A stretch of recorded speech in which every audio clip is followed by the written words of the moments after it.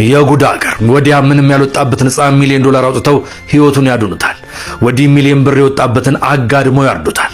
ነገሩ እንዲህ ነው። በሀገረ እንግሊዝ ነበር አይነኬው ልጅ የተወለደው። ዶክተሮች እንደሚጠሩት ልቡ ከሰውነቱ ውጭ ሆኖ ለመጀመሪያ ጊዜ የተወለደ ሕፃን ነው። 10% የመዳን ዕድል ባለው ሁኔታ ውስጥ ልቡ ከሰውነቱ ውጭ ሆኖ የተወለደውን ሕፃን በሚሊዮን ዶላሮች አውጥተው ህይወቱን ለማዳን ዶክተሮቹ ይወስናሉ። መንግስትም በዚህ ልክ ይሰለፍና የዚህን ሕፃን ልጅ ህይወት ማዳንን ይታትራሉ።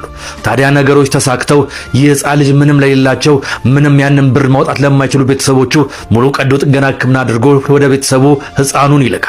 ወዲህ ፈጣሪውን የማያውቁ ትውልድ አብን እየጠራ ወንድሙን አጋድሞ ከሰገባው ጊሎ መዞ ይቀለዋል። ወንድሙን ደም እንደዚህ ረክሷል፣ ህይወት እንደዚህ ረክሷል። ታዲያ ይህ ሁሉ የሚደረገው እዚሁ ኢትዮጵያ ውስጥ ነው። ምናልባትም ባበሉም ባጎረሱን እጆቻቸው አሁንም ጉዳት እየደረሰባቸው እየሞቱ ተመልካች እያጡ ነው። እባካችሁ የእናንተን ፖለቲካ ጨዋታ እዛው ተውልን። እኛ አሁንም